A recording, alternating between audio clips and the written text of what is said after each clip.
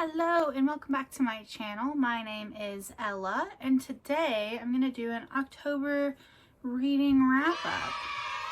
Yay! I think I read like 4.75 books this month.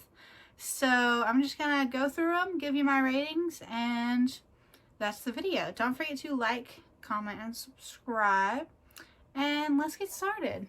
Okay, so the first book that I read this month took me about a day and a half to read. It probably would have taken me less time if it wasn't so poorly written, because it's only about 130 pages long, 125 pages long. But that book is Nothing But Blackened Teeth by Cassandra Khaw. I gave this book 1 star because I hated it. The writing is probably some of the worst I've ever read. It sounds like it was written by someone who's trying to sound smart. Someone who just like found a thesaurus. It just wasn't good. The writing is bad. Let me give you just a small excerpt and you'll understand what I'm talking about. This is one of the craziest paragraphs in the book, but trust when I tell you that there's 25 other paragraphs exactly like it in this tiny ass book. Okay, you ready? A car screamed into the dark, wheels goring the soft earth outside the house, unmooring me from that reverie. Not bad, yet. I heard the sound of mud splattering thin walls. Music pulsed through the bones of the building. Not quite dubstep, frenzied, cheerfully experimental. Too excited to have ever molded the ecstasy glutted into shambolic choreography, but that had always been a plus point for its most strident advocate. He never liked fitting in. What in the hell did I just read? Awful, horrible writing. Now imagine that style of writing with the entire plot of the book, which isn't very good, and 4 or 5 extremely unlikable characters, and a pretty lackluster ending. And that's it. Terrible book. Would not recommend to anyone. Will never read again. Goodbye. Next, thankfully, was a good read, and that was Murder on the Orient Express by Miss Agatha Christie. I gave this book 4 stars. It didn't take me very long to read this one either. This is the first Agatha Christie book I've ever read. I quite enjoyed it. I like to do like an immersion experience with certain books, and with this one I read this book and then I went on a train ride and then I watched the movie. So I think that really added to my enjoyment of the book, because I did all these extra things that really like immersed me in the train world. It's what the title says. There is a murder on the Orient Express, which is a train, and Hercule Poirot, I don't know how to say his name. They say it in the movie, but I've already forgotten, is the lead investigator, and he is trying to solve this crime. There's a big twist at the end. I didn't like the twist at first, but once the full picture was revealed, I actually did like the twist. So it was kind of cool. And I would recommend this, especially if you want to get into Agatha Christie. It's very fun, one of her most popular, and I like a train setting. So 4 stars. Next, we went back down to not that great of a book. And that is The Graveyard Book by Neil Gaiman. My first, well, I read Coraline and I really love Coraline, but this one I gave 3 stars. If I were like a middle school younger reader, this probably would have been like a 4 star, but it just wasn't really written in a way that I found appealing. The plot is sort of non-existent. Apparently he himself, Neil Gaiman, has said that he started this book from chapter 4, like he wrote chapter 4 first and then built a story around that, like it was initially sort of like a short story, and that's sort of how the whole book reads. It just sort of reads like a collection of short stories that all follow this theme of a boy who lives in a graveyard and has ghost parents, and that's cool. It's definitely a very interesting idea, but the plot is kind of non-existent.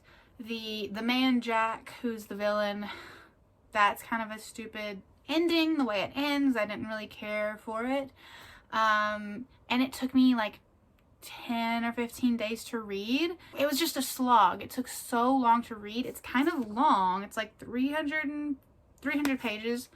I don't know what about it was like slowing me down, but I could have read so many other books that I wanted to read on my TBR, and instead I spent 15 days slogging through this 3-star middle grade, just okay-ish book I could have skipped. So I don't know, maybe it would be better for somebody else, but those are my thoughts. So next we read this, I'm very excited, we read Carmilla by J. Sheridan Le Fanu, written in 1872, I do believe. Carmilla, I gave 3 stars. It's very short. It's probably about 100 pages. This is a weird edition from Amazon because it's sort of out of print. I know there's like a cute little like version. I don't have that version. I couldn't find that version, so I got this because it was cheap and it was on Amazon and I could get it quickly. This book is cool because it's one of the first vampires. This book came out 20 or 25 years before Dracula, which is badass. And it's a female vampire who is definitely a lesbian, which is kind of cool. The vampire, Carmilla, targets young, beautiful women and feasts on them. And the main character in the story, I can't remember her name because she only says it like once or twice because she's the narrator. The main girl befriends Carmilla, and Carmilla, through circumstance, ends up staying with this family of just the girl and her dad, and starts feeding on the girl, and then eventually it's found out what's happening, and we gotta get rid of Carmilla because vampires bad and you're killing these young girls all over the country.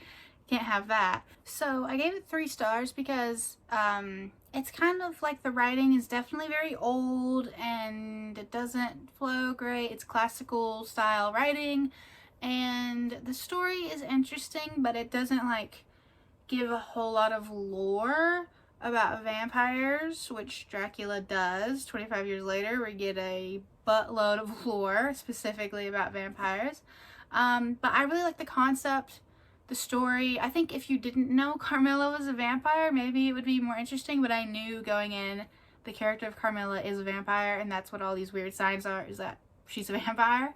Sorry if that spoils it for you. But 3 stars, definitely worth reading if you love vampires like I do and you want to read like a classic female vampire story.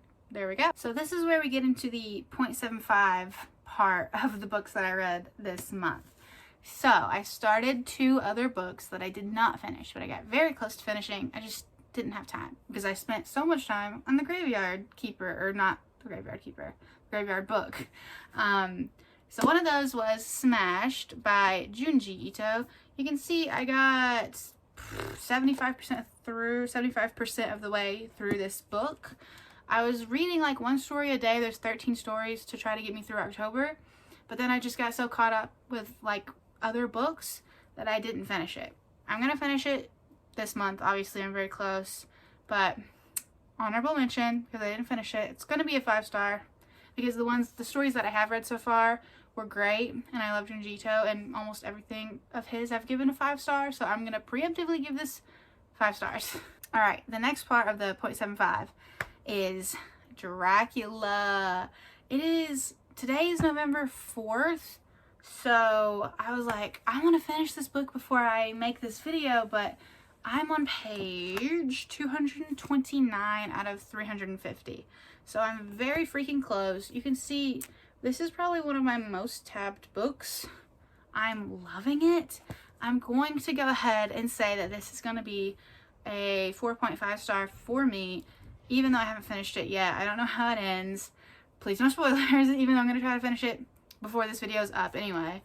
I'm sad I didn't finish it this month, but I just got too busy. I was enjoying it too much. It's a classical writing, obviously, so it's a little bit of a slog to get through just because of the way it's written, but it's still very, very good. The characters are awesome.